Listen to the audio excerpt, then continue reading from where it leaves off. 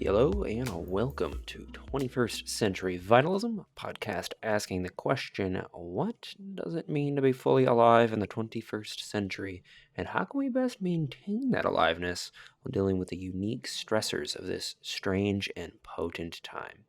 I am your host, Brett Kane. I'm a massage therapist and mindfulness meditation instructor, and I guess you could say a Buddhist practitioner at this point in my life. I'm pretty committed to that whole shebang. And most importantly, I have an insatiable curiosity for what people are doing in response to the question that is life in this weird, weird time. And joining me on the show today to answer this question is my new friend and fellow podcaster, Michael Phillip, who you may know as the host of Third Eye Drops, which is a very popular psychonautic, mind-bending podcast asking all of the most important questions on meaning and spirituality and just asking good questions. It's the question of how do you even ask a good question? And that's really what this podcast today is going to be about. We really get into the nitty gritty on why you should be curious about life and how you can actually use discussion as a means to expand and to grow spiritually. I really enjoyed this conversation. We really do jump all over the place, as we both acknowledge. We end up tangentially diving off into a lot of different topics. And I think that that really is the fruit of the possibility of the tree of conversation. Is you really don't know what's going to happen. And I think when you're on that cutting edge of ideation and novelty, you can really get into some new things and start teaching yourself and teaching each other. And it's a really beautiful process. It's why I keep doing this podcast and keep reaching out to such unique and widespread folks from all these different philosophical and worldviews. So today, we're going to be diving into, as I said, discussion as a spiritual practice. We talk about the acceleration of novelty in times of major change. We share our own philosophical trees and kind of riff on why we think it's important to kind of know where you're orienting in the world from and where you're primarily drawing from. We talk a lot about ultimate truth in this and whether or not it's something that you can work towards. Is it something that you can cultivate a deeper relationship with, or is it just is? He shares with me his growing interest in rationalism and what exactly that means. And it may not be exactly what you're thinking. I didn't really actually fully understand it, but I found out that I think I'm a rationalist, so that's great. We talk about the comparisons between Eastern and Western approaches to the truth as best as we can with our limited range of understanding. And what do we do with emotions as we are beginning this path of cultivating a more direct relationship to truth? We end it all with a little brief talk on censorship, because that really is something that's been in the zeitgeist as of lately with the whole Joe Rogan thing, which, whatever side of that coin you're on doesn't really matter. It's an important conversation to understand, like, what's your relationship to censorship? Do you think it's something that works? Or do you think it's one of the worst things to happen to society? So this is a really, really packed episode. There's a few more topics that I'm not going to cover in this intro, but it's really one that has a lot of meat on the bone. Sorry for you vegans. That is the metaphor I'm going with. This is really cool for me to be able to do, because I've been listening to Third Eye Drops for, I think I said, like 4 years. So Michael doesn't know it, but back when I was falling asleep to podcasts, I would fall asleep to his voice serenading me into a weird psychedelic dream space that it was kind of scary, but usually pretty interesting. So yeah, that's what we're doing today, y'all. I just want to say, for personal sharing, we didn't. This episode was supposed to air last week, but for those of you who are on my Instagram, you know that I recently got a concussion. So me recording this intro is actually my reintroduction into being in the studio. So yeah, that was my first head injury. It wasn't too severe, but definitely is leaving me with a lot of newfound respect for clarity of mind, to not feel drunk all the time. Uh, no worries. I have an amazing team of body workers behind me who are helping me ease back into regular life. I still, as of recording this intro, feel a little dizzy. It's been about 10 days, 10, 11, 12. I don't know. I'm losing count.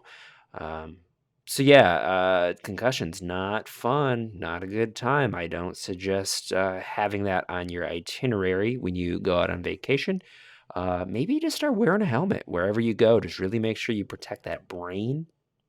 I know some people in my extended network who have much more severe head injuries, and oh my God, it is kind of a scary thing. It's a really kind of mysterious injury to have in terms of everybody's brain is going to heal differently. Sometimes even really mild bonks can result in like month-long, year-long effects. So it's just a really mysterious, uncertain thing, and yeah, I definitely have made a lot out of the practice of moving through this healing and managing my emotions and showing up fully and just allowing and cultivating patience with it. And that's really what it has communicated to me the most is the importance of patience and really resting in uncertainty, um, and being okay with that. Life is a very uncertain thing, and this really just amplified my appreciation for being of able body. And I think it's just so important. And I feel very compassionate for the people who do not have, um, the return to health guaranteed to them as I do. Oh my God, my heart is it's really raw. Having been to the hospital and not having that experience, I just think it's really special that if you're healthy that you have it, and hopefully this inspires me to continue my work of tending to suffering. I think that that's a very important aspect of being healthy, is to be there for people who aren't. I think there's something about that that really brings us into the moment and helps us understand, and again, as related to this conversation, get closer to truth, because the truth of things is that life has suffering, and oftentimes we distract ourselves and numb ourselves to this possibility. We try and amplify the amount of pleasure that we have and try and really clamp down and push away the parts of us that are feeling unsatisfactory or diseased. And I just think it's really important that we do not lose sight of the fact that we will all go through heartache. We will all go through illness. We will all get old. And ultimately, we're all going to die at some point. I know it sounds really grim, but the more you really work with that as a reality, I think the more you're going to be at ease when you're well, the more you're going to be able to enjoy and be connected to the people around you, the more you're going to be able to empathize with sickness and illness and pain as it manifests around you and other people. And I think that that's ultimately what this show is about. When I say how we best maintain the aliveness of being in this century, it is how to maintain your vitality and really apply it to the issues that are around us. It's not enough to dig your head in the sand. And I think one of the most pure ways is to be graced by misfortune. We can really turn our misfortunes into the path and hopefully use that as a means to strengthen our resolve in our communities. That is what I hope ultimately from this show, is to inspire you to step beyond your usual comforts and to really be at the edge of what you are capable of in providing relief for the suffering of those around you. And that's what this conversation really kind of alludes to. We're on the edge of ideation, which is the same edge that is required for you to show up to the suffering of the world.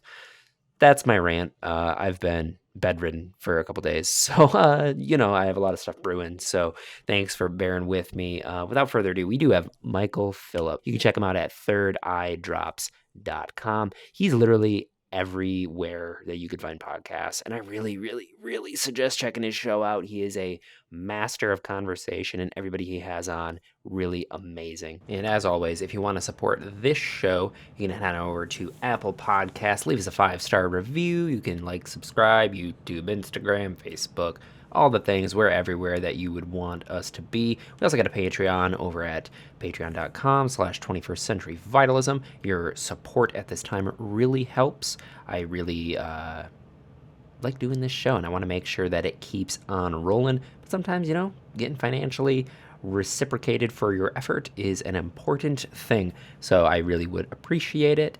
And beyond that, please open your heart, drink some tea, do some stretches, and get ready for the mind-bending Michael Phillip.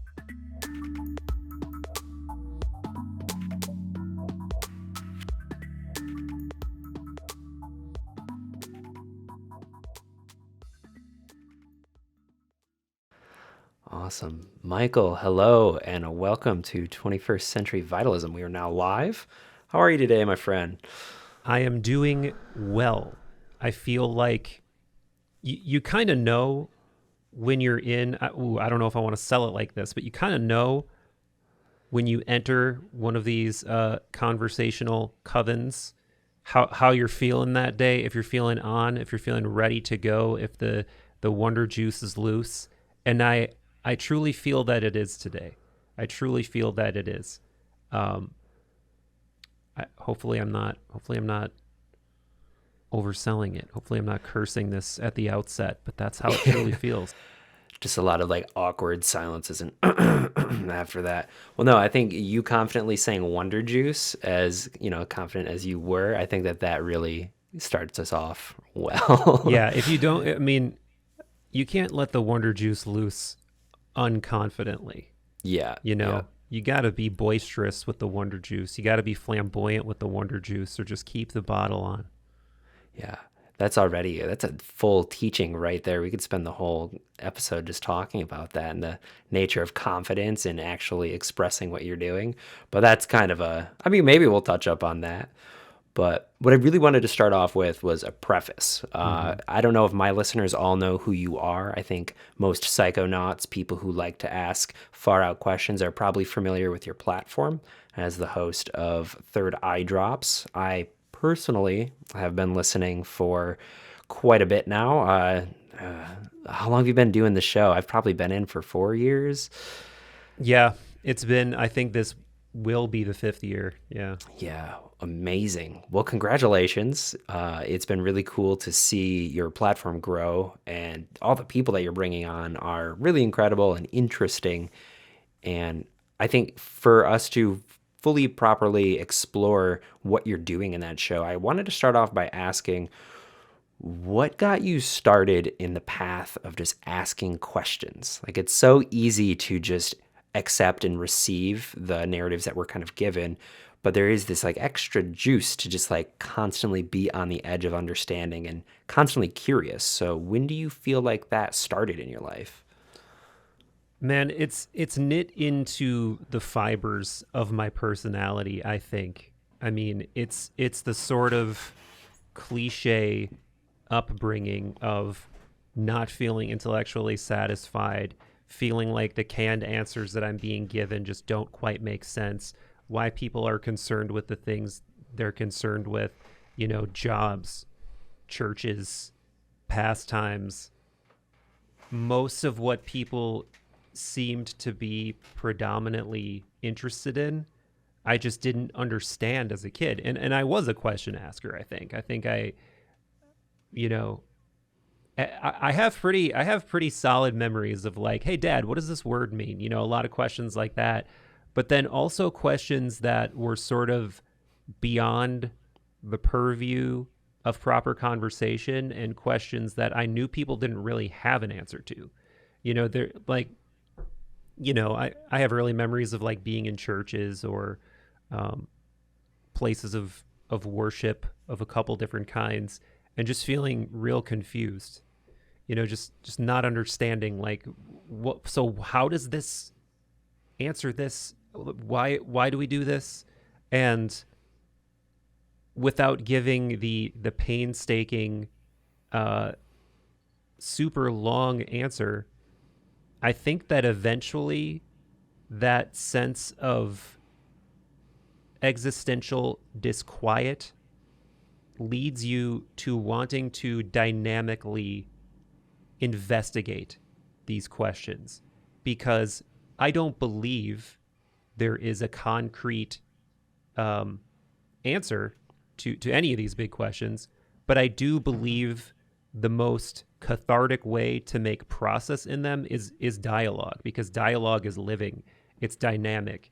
You know, this concept of the dialogos, of like the living dialogue, the logos expressing itself through conversational exploration that all parties involved are trying to mutually lift one another up with. That's really one of the only things that seems to scratch that itch for me. So it's I guess it's kind of addictive. It is. Do you think that you need to be engaged in the logos, or do you think that just by like watching it or listening to it will kind of scratch that enough, or do you think it needs something deeper? Do you mean feel like that you as an individual are involved in that process? Yeah, I mean, I think it starts to get into your, I guess, ontological predilections or something at this point in the conversation. But to me, if that's an interesting concept to you, why wouldn't you want to express that in your own life? It's kind of like the one of the highest ideals we as human beings have an ability to supposedly connect to. So it would logically follow to me that if you're not connecting with that, you're probably missing out on a core part of what it means to be a human. Yeah. Yeah, I definitely agree with that. And I feel like it's really easy for people to get kind of pigeonholed into belief structures and kind of numb out to that. Like, it's like a flow of energy. It might be a really amorphous way to talk about it. But I know when I'm in a really good conversation, it's almost like the words that we're saying isn't even what's important. Like, we could say this idea with a lot of conviction, but Mm-hmm, like, mm-hmm. it's the meaning that is generated by connecting hearts. Totally. I've really liked the idea that like words are just linguistic drapes that we throw over this invisible energetic connection that Mm-hmm. happens, and it's in those moments when we're both on the edge, that's where the meaning of it is generated. But then, there are people who like watch and like, oh, that was a meaningful exchange. I can feel that just by Yeah. watching it. You can feel a charge. You like it when people are really connecting and that communicates. But then they look at what's left behind and then they draft that up and then they'll sell that to people. And then you get like organized religion, which is just kind of like the slug trail Mm-hmm. of the Yeah. logos, you know? Totally, man. Yeah, that it's like you package the inert dead thing as if it's the thing. That's what ultimately got Socrates killed, right? It's like Yeah. um there's this part in the Plato's Apology that I remember where this is toward the end of the trial. So the story of the Apology is the story of Socrates' trial. And there's a part toward the end of the trial where he likens himself to an annoying fly and the sort of status quo and all of these power holders as like lazy mules or something like that. And if you think about what that means, he's essentially saying, I'm the one that wakes you up from your delusion of thinking that like you're saying, these established power structures like the church, like governments, like whatever, who rest on this legacy supposition of having power and answers, when really I think most people know that they're deeply flawed and ultimately, vacuous of what they claim to be holders of. And that I think that's why he's the most well-known philosopher to this day, because he was somebody who was really willing to die for that statement. He was someone who was really willing to be like, I'm going to annoy all of you, even though you as horses are infinitely bigger than me. And yeah, I'll do it until you make me chug the hemlock. And that's what he did. I'm going all over the place here, but hopefully that made sense. No, I think it does, and it gets me to wonder, like the role of the sleeping donkey or whatever it may be. It seems like with a lot of like the great teachers of history, there was always in relation and within context of like this like huge power structure that was really inert Mm-hmm. and lumbering. Like Mm-hmm. if you look at like Jesus, I mean, Yeah. obviously the same kind of situation happened to him, and I mean, Buddha to some degree, I mean, he wasn't like murdered or anything, but he was kind of looking at the thousands of years of like Vedic study and was just kind of like, actually, I don't even think there's a self. So it was always within context of something. Do you think Yeah. that that's an important element to have something to push against in order to really develop yourself? Totally. Yeah. Yeah. There has to be that disruptive moment, for any kind of meaningful revolution to occur, there needs to be some sort of upheaval. There needs to be some sort of boundary dissolution. This is true on a individual level, of course, as anybody who's ever had a transformative trip, psychedelic or physical. I mean, it can happen by traveling out of your country and seeing other ways of life for sure. But that moment of boundary dissolution and seeing what you couldn't see before, or conceiving of something you didn't even know you could conceive of, that's always the harbinger of major life-altering change. And I think the same is true in the macro. Are you familiar with the idea of Kairos at all? Is that's not time, that's Chronos. It's a different kind of time, yeah. So you're on the right track. So there's this Greek concept of Kairos, and Chronos, that's the kind of time that we're all familiar with, linear time. This happens, then this happens, then this happens. But there was this idea of almost like orthogonal time in Greece called Kairos, where it was like times that were harboring extra energy. They're like times of major change, major shifting. And, something like the time of Christ or the figure of Christ would be a kairotic sort of vortex in time or something that like shifted the trajectory of everything thereafter. And it seems to me that there's no better way of talking about that I've ever encountered. Like when I first heard about it, I think I might have heard about it from John Vervaeke. He's this professor from University of Toronto. He has a whole series of lectures called Awakening. I think it's either Awakening from the Meaning Crisis or something, the Meaning Crisis, on YouTube. Definitely worth watching. Amazing, really good stuff. But yeah, when I heard about that topic, I was like, that's such a fabulous way to describe something that I think we all sense. Like, I think we all sense that for sure. Pandemic, for instance, and all the different things around it. Like, this is a kairotically charged time. Like, shit is changing. People are reacting very strongly, viscerally in one direction or another, for better or worse. And I think all of these things are indicative of something being charged up, some kind of really potent novelty coursing through reality right now. And yeah, I mean, I'm again, tangents. That's what I do. That's what it's for. That's what, yeah, that's the space. Yeah, it's interesting. Is it the term kairotic? Is that what you said? I don't even know if that's really a word. The word is I kairos, love it. But yeah. Well, I feel like with right now, I know within my own sphere and a lot of people I talk with primarily the pandemic, there's a lot of like civil unrest. It really feels like it's speeding up and charging the momentum of whatever you were already doing. So for me in my own personal life, I was already kind of going towards transforming, getting into a new career, starting this podcast and getting into Buddhism, and everything just accelerated.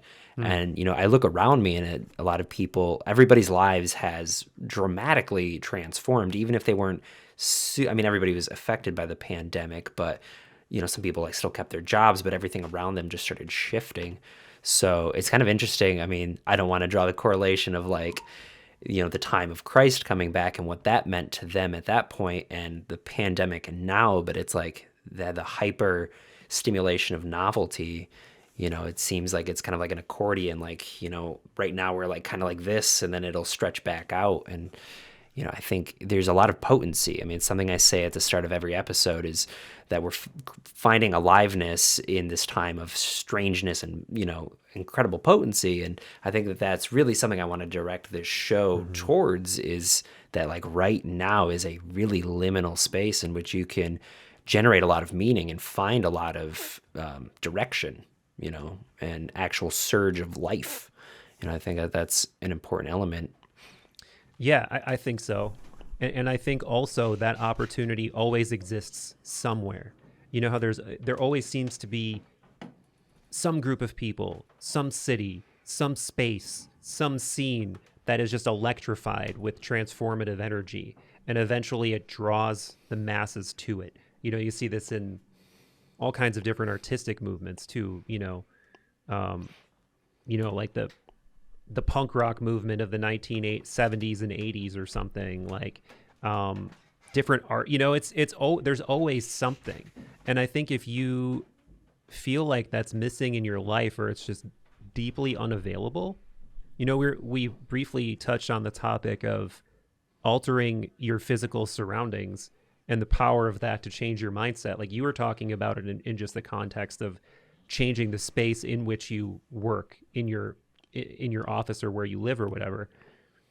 And it really, I mean, sometimes that makes such a big difference. And physically moving, I think, and altering your the group of people you interact with as well. I mean, really powerful stuff that I think not a lot of people give enough credit to. Yeah. That's something I've realized throughout my life is I've been in a lot of different communities, and I really gravitate towards people that I can sink into like a genuine deep conversation, not like a really like trite one, but like one that's like really organic and natural. And I really feel it when I'm with people that there's just like a lot of ridges. There's like not a lot of play happening, like even if we like start exchanging ideas, it's like there's so many sacred cows within their sphere that like I'm bound to, because I just go with a machete and I'm slashing and having fun with it. But the more that people invest into like specific things, it limits me as well, and it limits them, and it limits the level of exchange and ultimately the level of like loving, exchanging energy, not that it's not there, but it just hampers and contorts something that's like really natural and free flowing. So I like that idea of like, if you're not having that in your life, explore, find new spaces, find new people, and like always keep on that cutting edge of your own capacities, whatever that takes. Which I think you could probably attest, like the podcasting space is amazing for this. Like I've been doing this for a little over a year, and I've gotten to meet minds and hearts with some incredible people I would have never had the opportunity to, yourself included. And, there's an evolutionary process that feels like it's happening. I don't know if you feel that through yours, not in this super big way, but it's, you've interacted with so many amazing people that I'm sure have forever changed the way that you look at the world. Yeah, it certainly brought a lot of depth to the way that I think. I think at some point I did have some sort of foggy notion that maybe through this way of exploring I would hone in on something, but now it's way more about enriching. It's way more about upping the resolution on ideas and understanding contextually where ideas fit. Like James Hillman had this amazing idea that I heard him describe in one of his lectures or one of his books, I'm not sure. But he talks about the idea of figuring out which philosophical tree you belong on. Figuring out, I'm on this romantic tree. I'm with Plato. I'm with the romantic poets. I'm with Voltaire. I'm with all these people on this tree. I'm with Jung, blah, blah, blah. Are those all your personal? Well, those are his, but ironically, okay. many of them are also mine. I mean, Gotcha. For sure, Hillman and Jung and Plato are three of my biggest influences without question. But yeah, I mean, I think that I've figured that out largely due to the podcast and then things that have spun off from the podcast, because it's kind of like either you're going to feel like you don't belong, when you have this curious disposition that I have and that you presumably have, and all of these predefined spaces are ringing hollow to you or ringing vacuous to you, you're sort of left with two options. One, just come to terms with that and, kind of just shadow walk your way through life or something, or you create that space for yourself via something. It almost doesn't matter what you choose to do. But I think that's the difference maker. It's, can you find a way to verb about that existential wriggle or not, you know? And I guess this is my attempt to do that in the best attempt I've made so far, I guess. I love that. Finding a way to verb about it, I think, is such an important thing because it is something that's in motion. I don't believe in like a static idea that is just like, this is the truth. And if you learn that concept, then you get it. It's something you almost have to bring into your own understanding. And one of the ideas that I've been toying around with is the idea that like, not only are the ideas like not what's important, but it's what you remember of that idea and how you homogenize it into the rest of your understanding so that when you're engaging in the logos, what comes out is probably not the full idea itself, but it's that idea colored with all of your other lexicon as well. And I think that that's an important thing to understand kind of where you are. It's telling you where your understanding is based on engaging with it. And it's only from seeing where you're actually at that you can actually move in any direction, you know? Yeah. Yeah, for sure. And I mean, I absolutely agree that I don't think there is a true, like a truth or a specific way. That said, I do think that there's a less open-ended truth, or sorry, a more open-ended truth, like a truth that I don't know what the truth is. And I'm speaking completely on the meta level here. I don't know what that is, but so let me ask you this. If we don't know what it is and there is no final truth, is it also impossible to get closer to truth, in your opinion, then? Well, I guess I'm going to start by saying that my wisdom tree, if you will, I think this framework will help kind of set up my answer, is more of the Eastern variety. So I actually haven't spent a lot of time with like Plato or the other Voltaire. I'm familiar with some of it, but I definitely am plugged, as you can see, more into Buddhism. Yeah. And their idea of truth is that it is something. I don't want to like fully speak to the whole thing. It's a very complex system, and this is my understanding, is that there is a truth that is knowable, but it's not from a place of building up and getting somewhere, but it's a place of removing the things that are blocking it. So you have like all the obscurations of the way that your mind habitually reacts to things. And when you're able to really sit, you hear the teaching, you contemplate it, and then you meditate on it. And the meditating is when you let go of all the concepts. Yeah. So in that regard, the concepts wash away the obscurations, and then you're left with sitting practice where you're able to have direct relationship with the suchness of things. That's what Dharma means, is the suchness, which is kind of like the truth. There's no articulation of it, though. Like, everything that you've heard, any concept, actually isn't the thing. Right. Yeah, the Tao that can be spoken of is not the true Tao. Yeah. So are you talking about like Prajnaparamita, like non-dual ultimate truth? Yeah, I'm actually studying the Heart Sutra right now. So, Cool. There is no eye, no ear, no tongue, but that teaching was a part of the second turning of the wheel of Dharma. So the first set of teachings was all about what's called the Hinayana Path, which is like self-study. And it's where you get your Four Noble Truths and the Eightfold Path. And the Abhidharma was a part of that, where it's like, here's what the mind is. And after the Buddha got everybody practicing for ever in a day, he ended up coming back and be like, hey, everything I taught you is actually empty and not the thing. And they call it the Heart Attack Sutra because a bunch of the really devout practitioners heard that and were like, and they had a heart attack because they spent their whole lives studying it, and then they realized it wasn't the thing, But on the other... Another one of those kairotic ideas. Kairotic, we're making the word up now. Yeah. Language is permeable. Yeah, I'm somewhat informed on the Eastern way of thinking too. Like before I got interested in the Greeks and more, I guess, the Western canon in general, that's where I was interested first. Like when I was in college taking religious philosophy classes, I wound up taking a lot of, going down that path quite a bit. I mean, we're talking about I'm like not the level of a practitioner or an expert by any means, but I'm somewhat familiar with the lexicon and the ideas. And one thing I'll say is that I feel like there's quite a bit of overlap in like a perennial philosophy kind of way. Particularly with Platonism and Neoplatonism, there's a lot of ideas that overlap with Eastern thinking.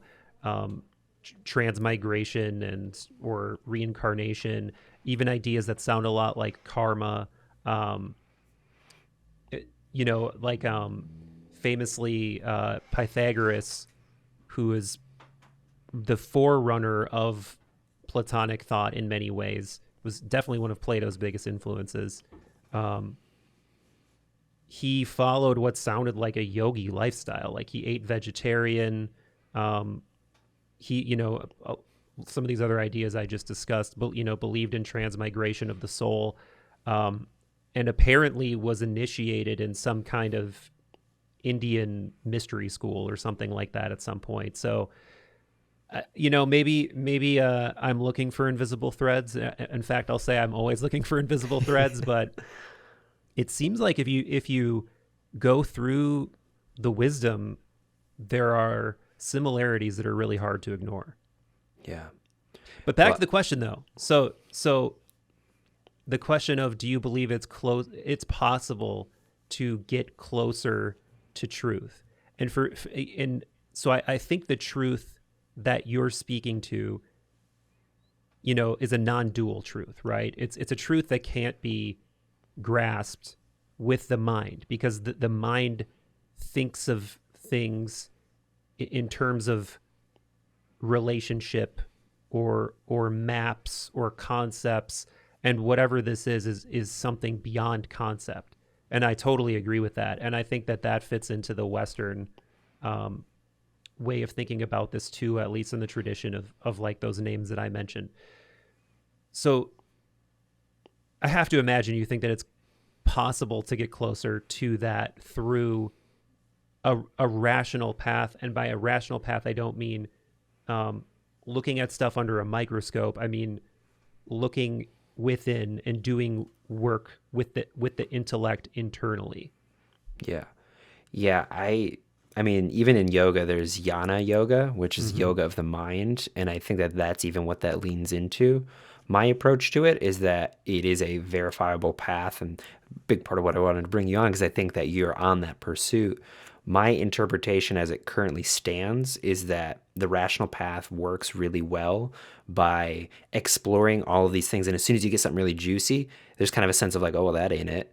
So it's like a process of reduction more than it is a process of going towards. And in my own view as it is, like the truth is coming back rather than going out. But I do think that using the rational mind and seeing the extent of where you can go is a big part of the whole thing. Yeah. So when you're saying rationalism, I think you mean it in the more like colloquial way of I guess the way that it's used by people popularly, in that, because I just want to make sure I understand what you mean. So you're saying through things like the scientific method, through things like gathering data, you're doing, not that I'm trying to bash this by any means, but you're not approaching ultimate truth through those methods. Is that correct? Right. Yeah. I don't really rely on verifiable metrics. I guess my current interpretation of rationalism is, I mean, even includes like logic games, just like really thinking and like using the intellectual power of the mind as a means to dig deeper and deeper and constantly peel back layers. Whether or not it's like verifiable, I think how it affects my perception and my experiences is what I use as my internal metric, which so far has kept me away from super frilly thinking, which I can't say a lot of people. I don't know if that's uniquely for certain people, but I don't know. Does that line us up on that? Well, the reason I bring it up is because I'm sort of trying to revivify the use of the word rationalism in its older sense of of the word, because there used to be this famous philosophical dichotomy between rationalism and empiricism, and there still is. But in that sense, it's so weird because what most people think of as rationalism is actually empiricism. So doing things like empirical measurement, empirical, investigation of the world physically with the scientific method, these things would be empirical. And things that are rational is like knowledge acquisition done through your own psyche. And where the knife really falls, if you're going to say whether you're a rationalist or an empiricist, is where knowledge comes from. That sort of basic epistemological question of, do we know things through the birth of the mind, or do we know things through investigating the world? And of course, this is, most people would say that's a false dichotomy. But the tree that I'm on tends to lean more in the rational. The idea that we do, there is innate knowledge within the psyche, probably reaching further than the individual psyche. And I think that that's a really important, very basic tree distinction, is which of these trees resonates more with me? This empirical way of being that's more analytical, more investigatory, more, I don't want to say logical, because logic that belongs in the realm of rationalism as well. But this way of looking, objective, reductive, here's the data, does that resonate? Or does the contemplation, conversation, exploring psychologically, And for that reason, I do consider myself more on a rationalist side of things. I hope I did a somewhat okay job of laying that out. No, I think you single-handedly just revivified rationalism, at least for me. Yeah. Good. Yeah, I think that I'm leaning more in that camp as well. I think empiricism can be a great tool. Of course. I think yeah. it can be a really wonderful addition, but I think as anything, we shouldn't put all of our eggs in one basket. When you describe rationalism in that way, it kind of gets me to think about the occult. Because like the occult is, if you really get into a lot of it, is a way of like uncovering innate knowledge and wisdom through practices that are more self-referential to your own mind. It's not about like testing and like quantifying it, but it's about like, what is your experience? Do you have a sensation of deepening practice? So would you say the occult fits under that, or is that a different tree, different? Yeah, I think that, just processing. So take your time. Yes, and here's why. Because when you say the occult, technically the only thing you're saying is the unknown, because that's what that word means. But practically, if you look at what most people consider to be the occult, things like the whole kind of like hermetic lineage and ritual magic and whatever, if you trace that all the way back, yes, you're getting to these same places. You're getting to Alexandria, you're getting to Athens, you're getting to mystery traditions. You're getting to ceremonial, probably psychoactive initiations. And so yes, for that reason, I would say yes, because these are sciences, ironically, that seek to alter the subjective reality of the participant, hopefully in a way that is constructive, Yeah. So yeah, I would say so. Yeah.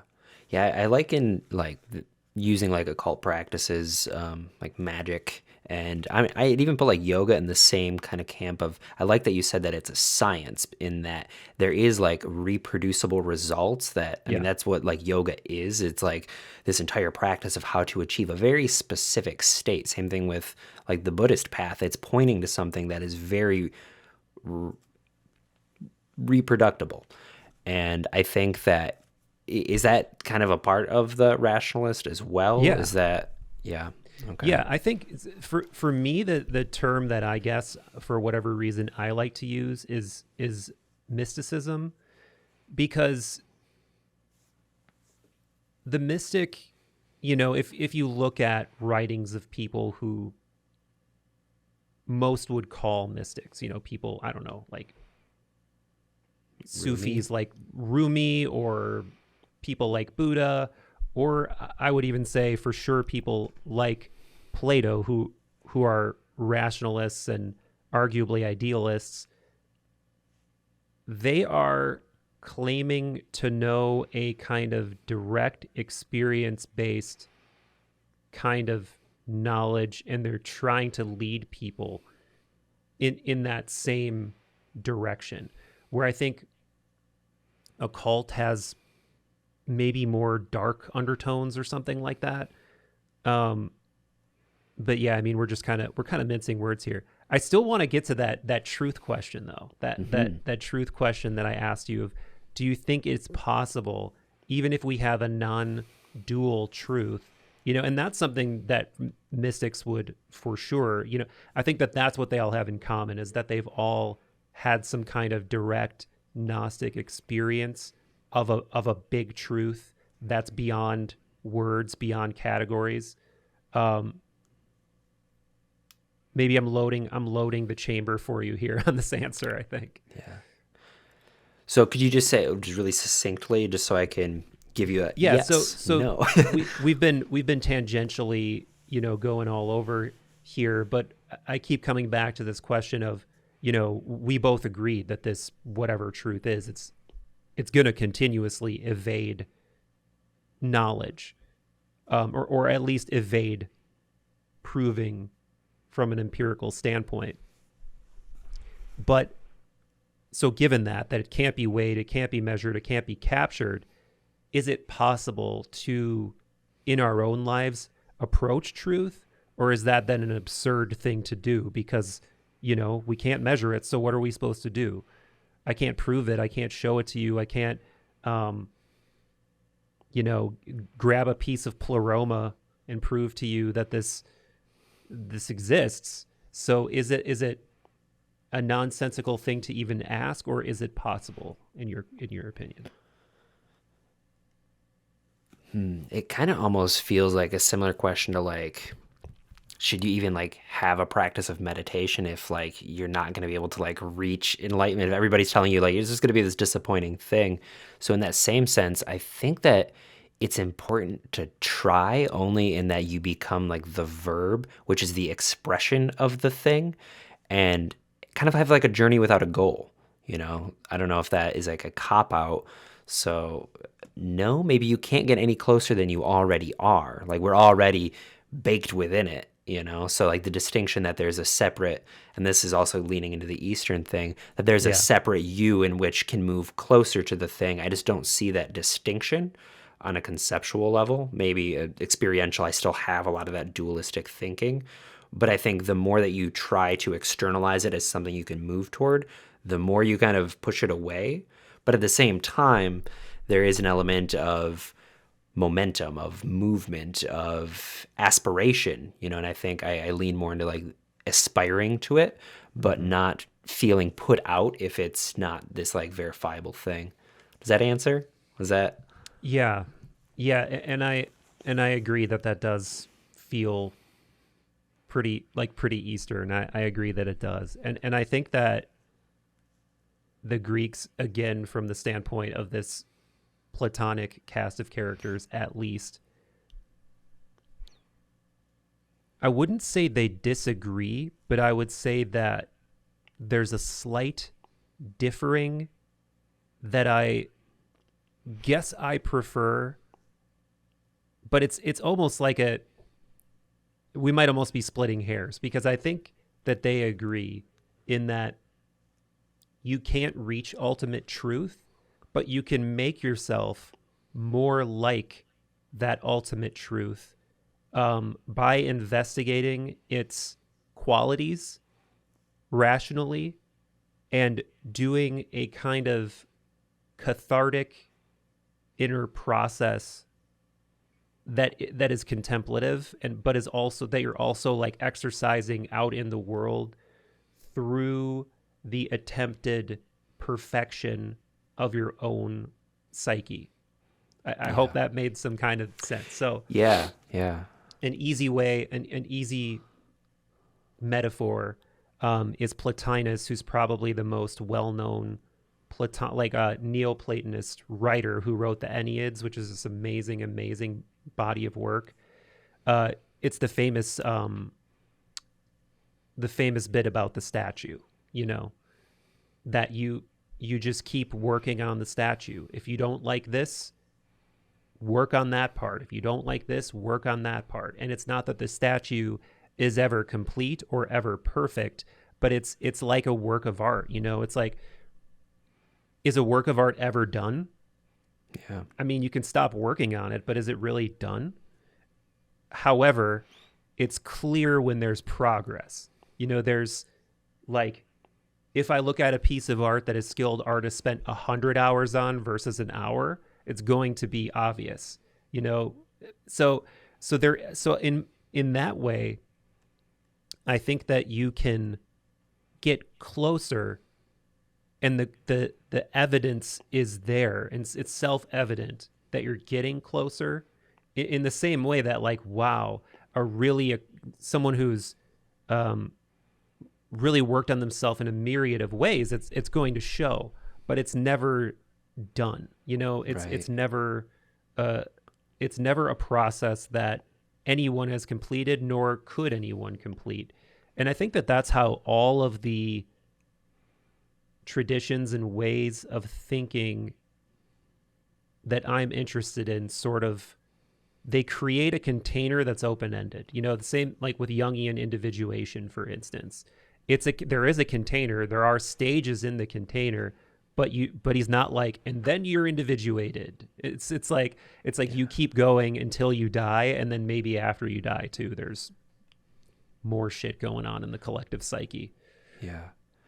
Yeah, I don't think that that's too far off from the Buddhist approach too. I've been taking classes for about 2 years now, and that's kind of a question that often gets asked. You know, they're like, "Well, you know, you say you've been doing it for 50 years, teacher, and you know, you still have the same neurotic hangups that you did when you started. So like, why even start?" And I think, you know, you talk about like the idea of like the statue and like the art is never really finished. My interpretation of that is that it's less of a statue and more of a song. So it's not Sure. like this like static thing, but it's just like you get better and better at playing music, but it takes you to be playing music for the people to hear it. You know, Mm-hmm. I don't know if that is more splitting hairs or if that even is that profound, but it just like the motion of it, you know. Yeah. And as soon as you stop doing the motion, then stagnation kind of settles in, and then you know, you lose awareness of the neurotic things, and they just kind of, you know, you could be doing one neurotic thing with awareness or without awareness, same action but completely different energy behind the action. Mm-hmm. Mm-hmm. You know, and I think it's just developing the awareness that is kind of like the end goal of it all, Yeah. you know. Yeah, I think there's like a dynamic aspect of music that I think fits well with that metaphor. But I think they both kind of, you know, they both kind of achieve the same thing. The word that in Greek that is sort of at the crux of this is this idea of anagage, and anagage is kind of like this concept of a continuous, you know, again, we're using problematic dualistic words for something that we agree is a fundamentally, it's not like one or zero and then it stays, it's cyclical, it's a process, but it's that process of continually getting closer to truth, even if you're never going to get there. You know, it's sort of like, you don't just climb out of Plato's cave, you know, to use another Plato reference. It's like you continuously get closer and closer. It's not like, you know, in Plato's cave, it's like the person who escapes the cave sees the sun for the first time while everybody else is shackled in the cave and they're living in a simulacrum matrix world. And then they come back and they tell everyone about the sun and everyone thinks they're crazy. Well, you got a long way to go after you get out there. Just because you saw the sun, it doesn't mean, it doesn't mean you know the world and you're done now, right? I mean, then it's like another game is just starting. And that's what it feels more like to me. Yeah. I guess. I really liked the phrase you used earlier about upping the resolution of your ideas. And I almost feel like the process of like getting closer to truth is just upping the resolution on what's already there. So it's like, even in your most dense, neurotic, you're just in this jealous rage, you're angry, you're like self-harming, that is still an expression of the truth, that you're not any further from the thing itself, but you just don't have the resolution to pick out the finer details and to ultimately bring in a sense of joy and a sense of compassion. Like, that's already latent, baked in within the thing. I mean, the fact that you have those emotions is actually a sign of wanting to be treated well. Like, each of the things that we want to kind of heal, so to speak, are actually the same material of our neuroses, but it's just like the recognition of what that energy actually is. So yeah, I love the idea of upping the resolution. And to me, that seems to be kind of like the path that I've been kind of subscribing to a little bit more, if that. Yeah, no, I do like that. I do like that. Speaking of emotions, what do you think? So there's this idea I think a lot of people have trouble with when they start doing any kind of, I guess, mystical facing work, because most of us, I think, stupidly approach mindfulness or the acquisition of knowledge from a sort of capitalistic, self-aggrandizing standpoint, right? Like, I want to. I mean, inherently, there's an element of it that elevates you. I know this, now you don't know it, and you can use that as a feather in the cap of your persona or your ego, right? But then one of the first things they're told to do, basically, is detach from their emotions, detach from their desire for an outcome, right? So how do you think about emotion in this whole equation? Is it something that you use, or do you view it as like a hindrance, or how do you think about that? Like, you use the example of anger or jealousy. Yeah. Because Plato has something to say about this too. I'm so excited to hear Plato. So yeah, I mean, with my training, what we are really learning to do, the desire to kind of like clamp down on our emotions to kind of purify is innately a self-aggressive one. And then it says that I shouldn't have these things. So the practice that, I've been doing, which is largely based through Tibetan Buddhism, is saying that, like, I mean, there is no person who's having the emotion. So again, from that wisdom tree, there is no distinction between you and the emotion. So they see it as kind of like an energy that moves through you that can either be one that you have a negative reaction to or one that you just allow. So it's all based in the reaction to the emotion rather than the fact that it exists there. Yeah. So there's this teaching I won't fully dive into, is the 5 wisdom energies of Tibetan Buddhism. And they're like the subatomic base level of all physical reality, or even beyond physical reality. And they have associated emotions to them. So I brought up anger, which is the energy of Vajra. So the enlightened aspect of anger is crystal clear clarity. It's being able to see something. It's the same exact energy, but when it becomes kind of compressed and self-referential, when you start to think, I'm a person who's having anger, rather than allowing the energy to just move through you, that's when it kind of it creates suffering. So the goal is to work with the emotions in a way where you don't necessarily identify with them, but you fully see them. You turn towards them. You don't necessarily invite them in for tea. I'm not a really big fan of that. I think, like, there's some teachers who said it, and I think a lot of people misunderstood that you just invite it in and kind of like try and declaw it or like defang it. you don't invite it in, but you don't push it away. You just kind Right, of say, right. I see you. You are a part of the path. This is what's happening right now. What do you have to teach? And not linger there. So I don't think it's about Hmm. pushing away, but I think if you don't have the awareness around what's happening, you act it out from the closed off energy position, and then you create suffering, you create unnecessary karma, negative karma, and then it just kind of carries out in an habituated way rather than Yeah, being used as a boon. All of these things are the things that make you so juicy. yeah. And I'm noticing more overlap here because there's this idea if you start doing deep dives into Neoplatonism and Hermeticism, there's this idea of I think they might call them governors, and they have sort of a like they're like the archetypal representatives of different qualities. Like different for you could think of them as gods, you could think of them as emotions, but it's essentially serving the same purpose. So like the Greek or Roman equivalent would be Ares Mars, right? To what you just said. And that's actually how they're portrayed in this sort of like you'll see these ideas of spheres or like 6 or 7 spheres. Like if you look back at old esoteric manuscripts depicting the solar system, it will usually be these like concentric circles, and each circle there will be like a name of a god. Like it'll be like, here's Mercury, here's Jupiter, blah blah blah. And if you're looking at that in a gross way or a general way, or a the word that we were just using before, empirical way, you'll be like, that's just wrong. That's not how the universe is laid out. But then if you look at it as like, what if this is actually a map of my psyche just as much as it's a map of what's out there? Then suddenly it's extremely wisdom filled because you see my mind is wrapped in these qualities. Like, and these qualities need to be balanced, and I need to understand that this quality has too much control over me. I'm prone to get angry, I'm prone to get jealous.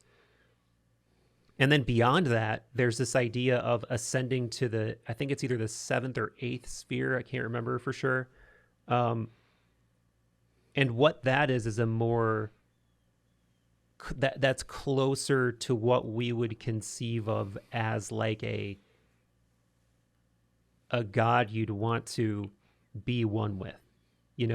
Peace, clarity, truth, wisdom, it, like altruistic. And so when you think of it that way, suddenly it becomes much more nutritious psychologically and spiritually. But ultimately that feeds back into what I was going to say about Plato, because he warned about emotion and about emotion's ability to cloud rational work, basically, because you want to, in Plato's mind, associate as much as possible with that part of the psyche that's most like that outer sphere that I was just talking about. That's clear. It's closest to the realm of forms and being, tapped into the kind of ultimate mind rather than your animal mind. Uh, Again, tangents, tying it together. Hopefully that made sense. No, it's the tangents that's the thing. That's what we started off by saying. Yeah, I think, and again, I have a very sophomoric understanding of Buddhism right now, so I'm just going to preface by saying that. Um, but I know so far, I mean, what this teaching, have you ever seen The Wheel of Life at all? Is this new? Oh yeah, yeah, yeah. No, I'm Yeah. familiar. Yeah. So, I mean, one of the big things about that is the God realm. So it kind of almost sounds like, and I don't want to speak for Plato, I don't know, but that seventh sphere, that's kind of like you're merging with this kind of like more saintly kind of figure. To me, really feels similar to like what the God realm is. So like you accumulate all this good karma, you've identified with, benevolence and bliss and compassion, and you have all this stuff, but you're still essentially rooted within the wheel of samsara. So the nirvana, like the ultimate reality of things, is beyond even our perception of what is Yeah. good. And it's within, I mean, it's, you're neither in samsara or nirvana. You have to have both at the same time. So I think from like the wisdom energy perception is that by working directly with, it's not about getting free from the things, it's about opening up to them and allowing them to move through you and animate you in a way, not in a destructive way. So that's when you close and get really me focused, rather than like this energy is part of the space, it's a part of music and the mountains, and there's no issue with it. It's just a matter of how you react to it. I don't know if that Yeah, it does. communicates. It does. And in my, I remember during one of my pods, I asked Amishi Jha, who's a neuroscientist who studies mindfulness and ideas like enlightenment through neuroscience, through an empirical lens. And we were talking about, okay, if enlightenment exists, what would it look like in a person? And she used the example of somebody like the Dalai Lama, who clearly, he's not emotionless, right? I mean, he laughs a lot, he cries, he's, you know, a very animated person. And what she said is that he's able to do pretty much exactly what you're describing, skillfully and fully experience and interface with those things, and then flexibly move on when they're done. Like they you know, the laughter moves through, he has a big eruption in laughter, and then he moves on, he's right back there with like crystal clear, razor sharp clarity. So I think, yeah, I think that totally resonates. Yeah. I think a lot about, so I'm working with a gentleman named David Nickturn. I don't know if Oh you're, yeah. yeah. So his teacher was Chogyam Trungpa Mm-hmm. Rinpoche, which I don't know if you know anything about him, but Yeah. he is notoriously known as being a scoundrel. You know, he's Right. had a lot of scandal. He's slept with a lot of his students. And I had a lot of issue because, I mean, this was the primary teacher that we're studying the words of. And, you know, I've like brought this up to David, and other people have brought it up, and hearing him and the other people in his cohort talk about being around Trungpa Rinpoche was like, yes, he was an alcoholic. I mean, he died of alcoholism, but there was still never a moment when he was not honest about who and what he was. And there was never a moment when he was not crystalline clear, even in like the deepest depths of his like alcoholic binges. He'd be able to just like be stumbling and then just like say something that's incredibly profound and transformative. And that to me, like the idea of like crazy wisdom, and that like the being connected to absolute truth doesn't always inherently look the same for everybody if somebody's inherent nature is different. So the Dalai Lama obviously has a very unique birth, he has a very unique place, but I almost feel like you never know, like the bus driver could also be the Yeah. Dalai Lama in drag, you know, and there's just so Yeah. many examples and expressions of what the truth actually is that most of the times we're engaged with it, but we don't even recognize it because it Totally. doesn't look a certain way. Yeah, I think everybody is capable of extreme wisdom and extreme fault. And the problem with gurus is that they're also people, right? So that means they're capable of extreme wisdom and extreme fault. And hopefully they they trend toward wisdom and self ego diminishment. I mean, I'm with you in that I'm fairly well, I don't want to say well explored in my Trunkpa, but I've read multiple books and I'm definitely familiar with his work. And yeah, it's one of those questions, man. How do you square all of, you know, I don't think by any means you can diminish the wisdom that came from a person like that because of their behaviors. But also, if I held myself to the same standard, would I be okay with that? You know, like, for me, no. You know, for me, but it's not just him. I mean, it's everybody. You know, it's fucking the Rajneesh. It's Alan Watts. It's a lot of people had their demons that they dealt with, and were also objectively brilliant, amazing purveyors of wisdom. So Yeah. I think it's up for everybody on an individual level on what they want to do with that. I'm not going to not read one of their books or listen to their lectures because it's like, oh, this guy was an alcoholic philanderer. It's like, well, he was also fucking brilliant. So, Yeah. Yeah. Well, that's one of the teachings of Buddhism too, is that you take refuge in the teaching, not the teacher. So, I mean, if you like follow that track, I think that that's really helpful. If like you are receiving this, and you feel when you're like participating in an exchange of resonance of like, oh, this is something that I like understand, like immediately, like the rational process starts taking place where you're applying it to your perceptions and you're like, oh, I'm really resonating with this. Mm-hmm. But I think if you contain that within a person rather than the entire field of phenomena, because that's really what it is, the fact that we always idolize people when really it's the thing moving through people and through all of us. And I think when you get really hyper fixated on one of the forms, then you start to run into the issues where now this form is asking you for sexual favors, and rather than, like understanding that the thing that's coming through them, you don't necessarily need them. You could, I mean, this sounds really trite, but like you could go have a conversation with a tree. I mean, that's like the ultimate end of it, but you have to be able to still have some cynicism. I think that's really important. Yeah, well, I think from what I know of David Nichtern, he seems like a great person to learn from. He seems like he's galvanizing a great community, a lot of like-minded people, because I know he comes from the whole Trussell family, and obviously there's a lot of overlap there. So I think he seems like a good mouthpiece for that wisdom.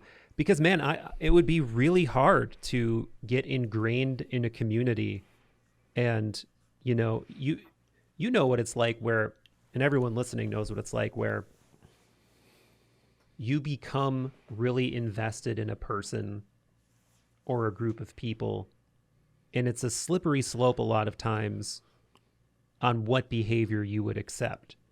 Where if you're at the outset and you saw, okay, 2 years from now, I'm going to be having to jerk this guy off or something.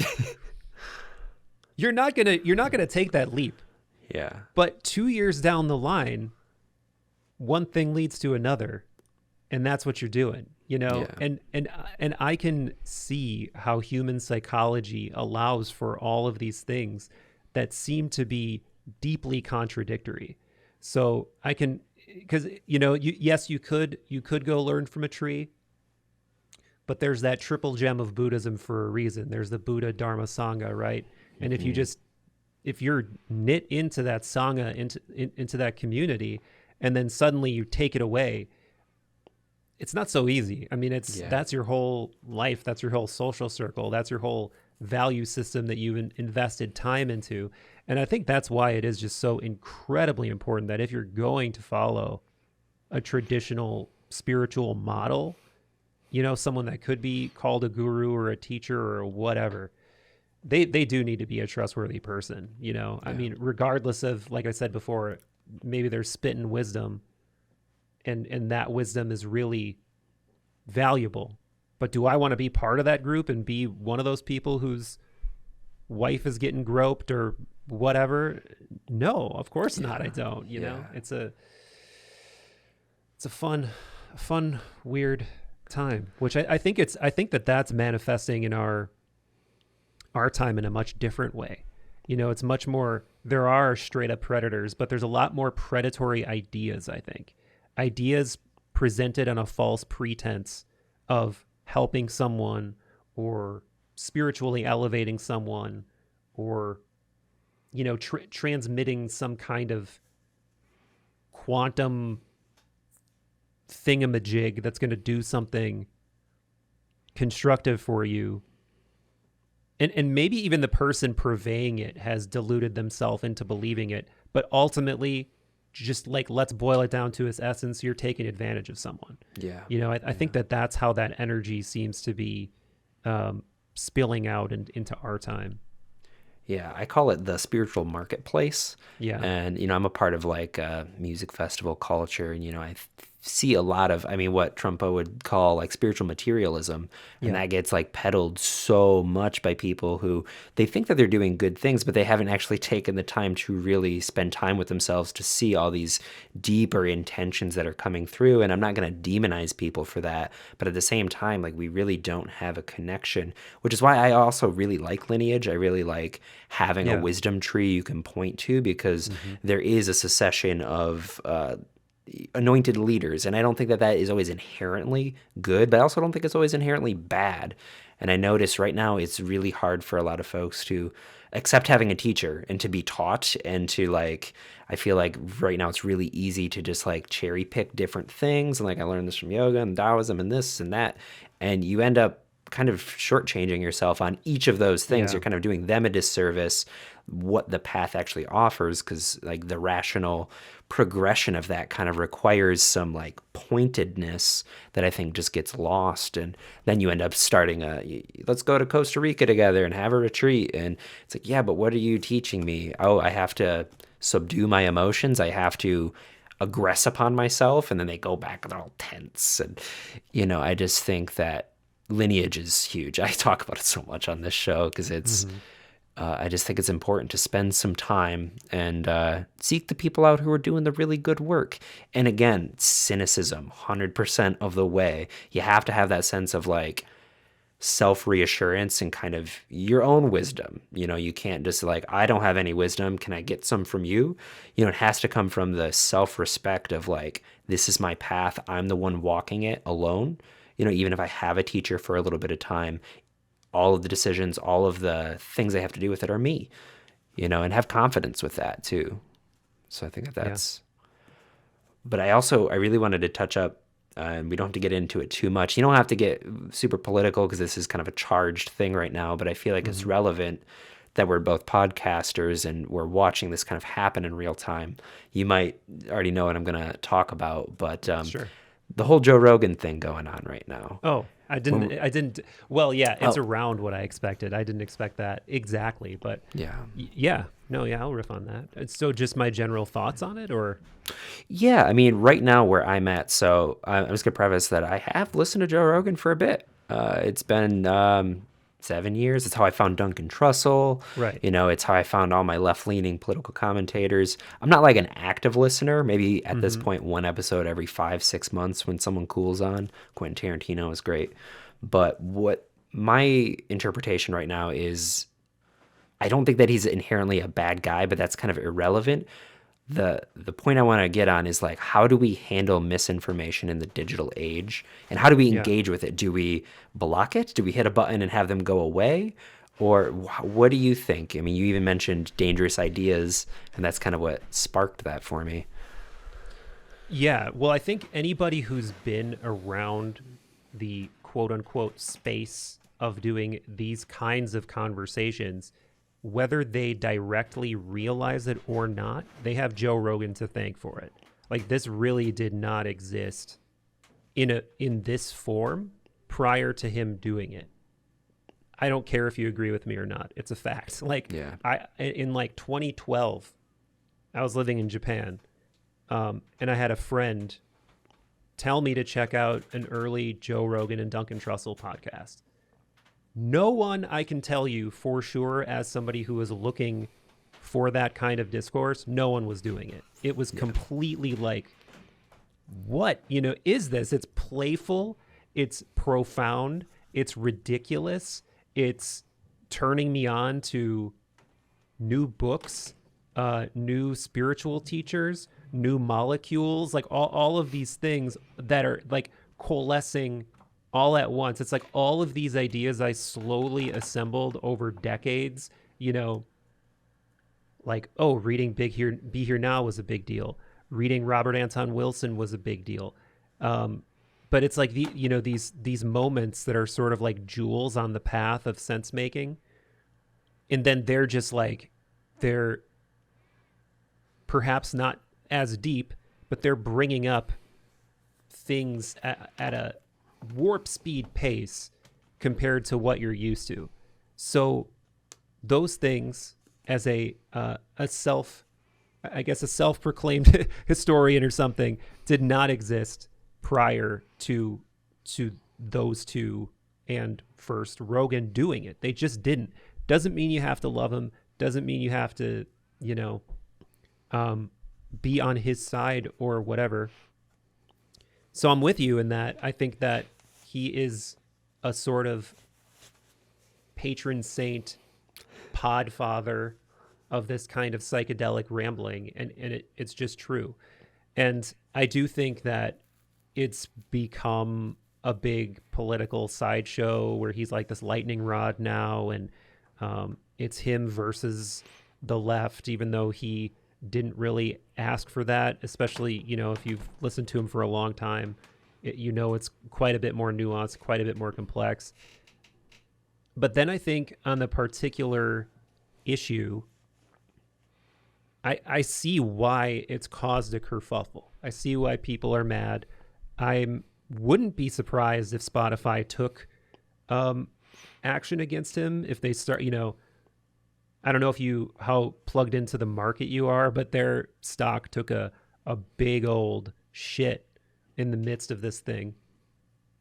And when they stood by him, I was like, this is pretty crazy. This is pretty wild that they're willing to stick it out with this guy, because this is, for at least a large portion of the population and their stockholders, this has to be putting a significant shit stain on their reputation. So I actually thought that his statement was pretty classy and pretty well executed.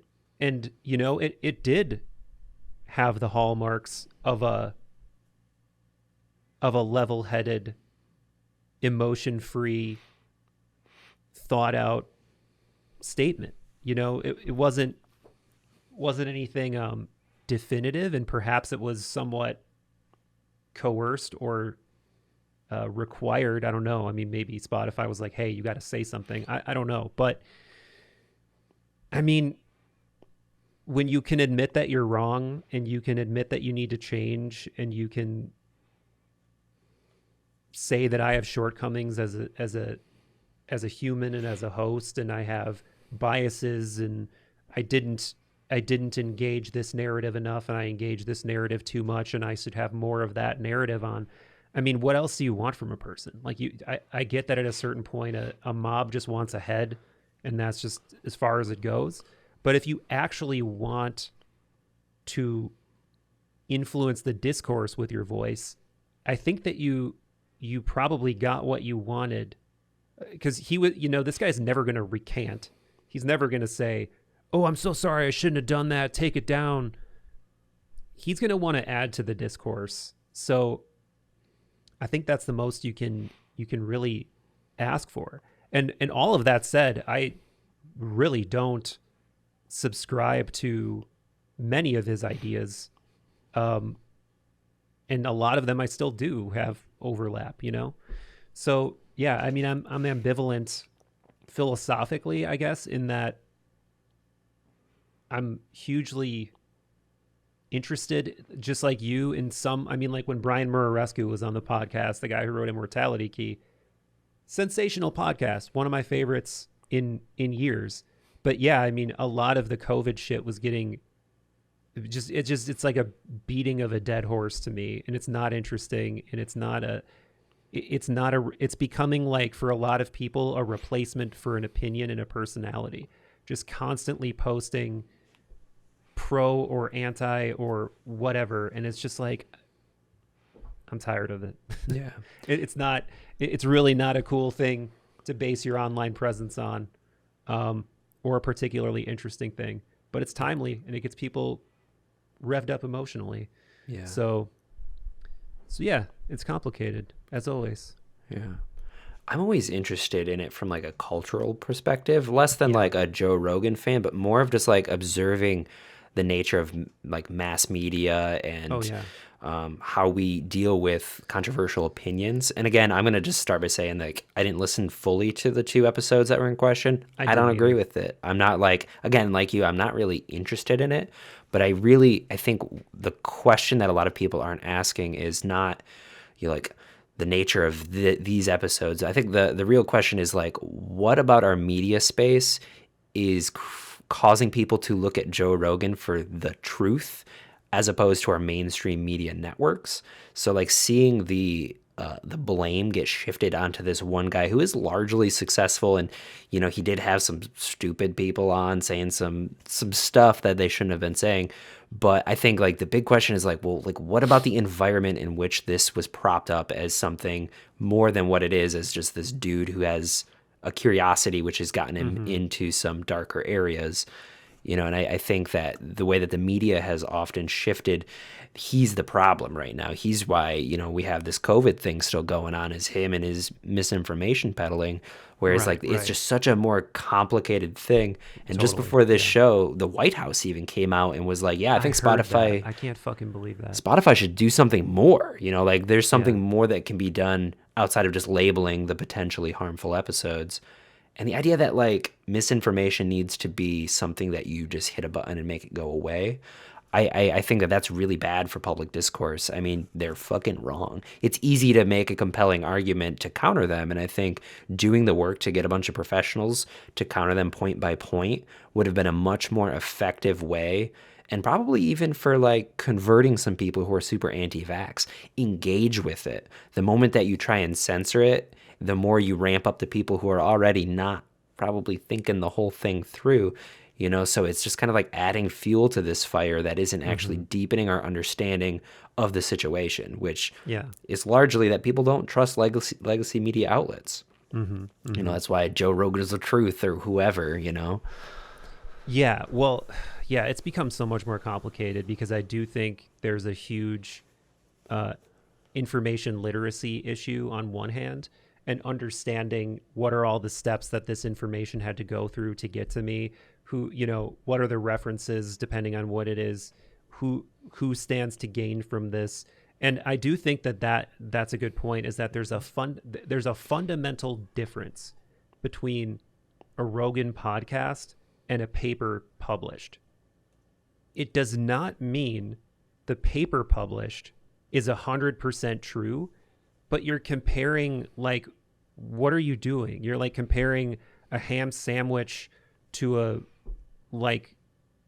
keyboard. It's just like, it's two things that are like, yeah, they both have carbon in them. They have some like similar chemical structure somewhere in the chain, but they're not the same thing.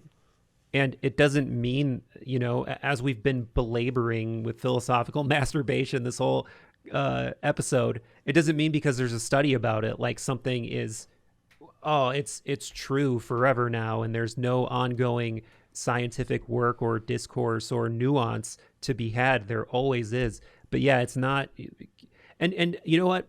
I would even go as far as to disagree and say it's not just some people on a show were wrong and were saying stupid things. It's that they're actually highly qualified individuals in their own right. But this is what happens when you get a really, really qualified expert who understands the technicals much, much better than the audience listening, and they don't have a counterbalance. They run the conversation with an intellectual monopoly, and you don't possess the required knowledge to ask the really important questions a lot of the time. And they can, and I'm not accusing them of sophistry, but if they wanted to, they can dress up their argument with so many technicals and so much shit that the audience and that Joe doesn't understand, that it's not possible. It's not possible to, we're talking about a stat, like the idea of a self statue that you've worked on your whole life. Well, their statue is that is their statue that they've been working on for decades.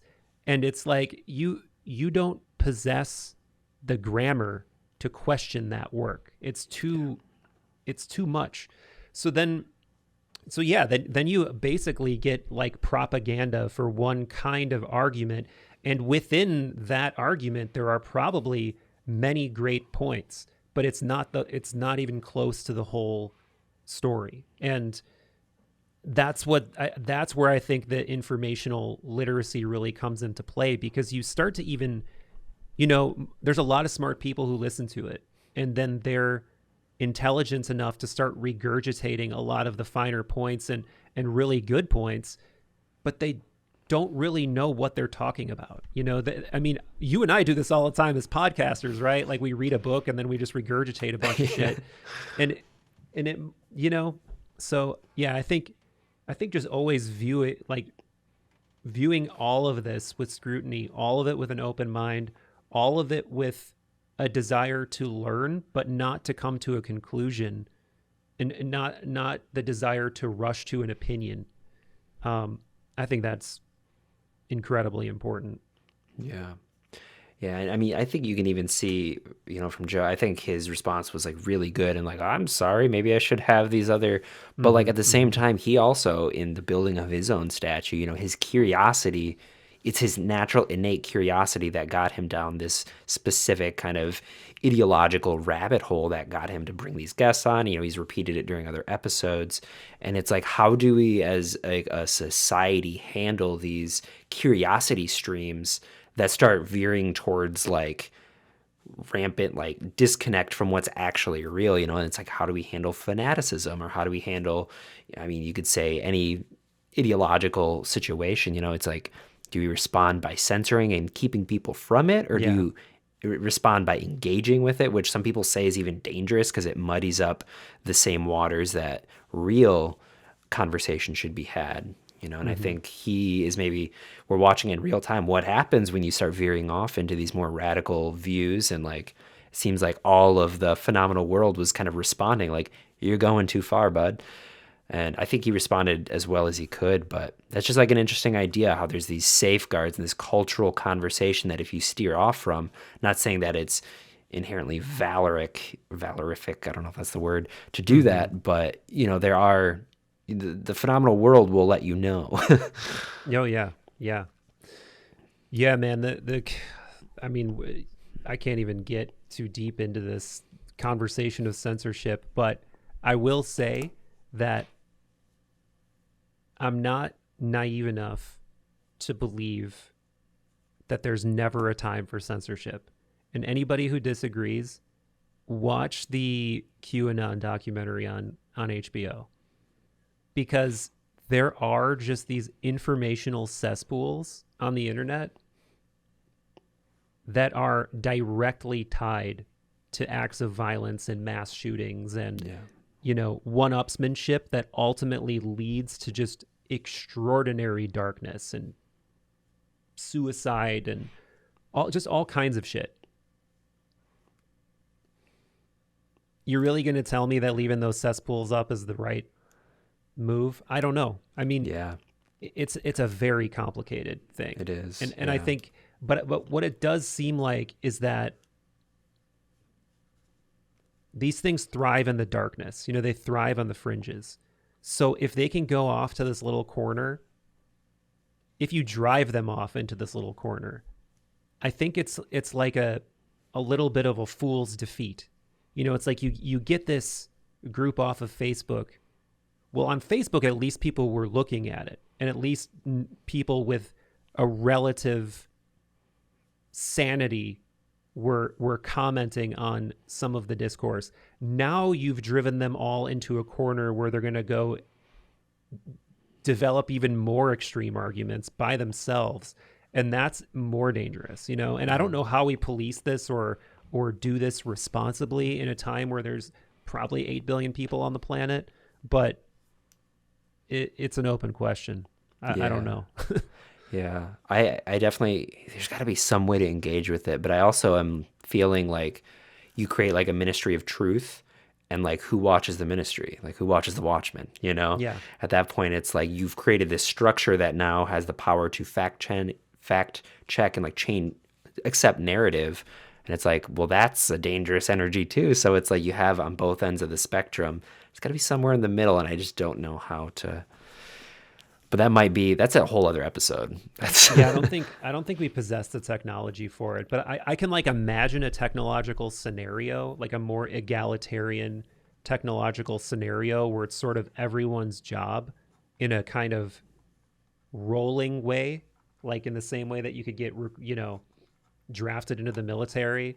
It's like, hey, it's your job for the next however many months. You have to preside over this shit, and you just have to, and maybe we all have to bear that responsibility at some point or something. I don't know. Digital jury duty. Right. Like, oh shit, I got it again. And then who's qualified? Is it anybody? Is it people with only a certain level of education? And then, hey, isn't that kind of whitewashing or creating an intellectual hierarchy among the population? And it's never going to happen. Yeah, I feel that's like the shadow of having free speech. It's like, it's probably always going to be that way. And whether or not we have ordained channels for it, like, it's going to go into the dark web. People who are desperate enough and looking for community in like mind of violence, they're going to get it. Like, I don't think there's ever been an end to that in human history. Maybe there will be. I kind of don't think so, but we can only hope. Yeah. Well, Michael, we are at an hour 25, so I know you have stuff to do today, so thank you so much for joining. I really had a lot of fun with you. Yeah, likewise. It was a proper sprawler, that's for sure. We went all over the joint. I hope y'all enjoyed it. Yeah, awesome. So where can people find you? What are you up to? What do you do? The Third Eye Drops podcast. It is on Spotify. It is on Apple. thirdeyedrops.com. If you want to follow me on Instagram, Third Eye Drops with underscores in between. I could just get that straight up, Third Eye Drops. I just couldn't get it. Somebody else got it? Yeah. You can buy it from them or something. I don't know. I've thought about it. All that podcast money. That's right. Yeah. Yeah. All right. Well, much wealth. Yeah. All right. Well, we'll see you next time, Michael. Take care. Thanks, brother.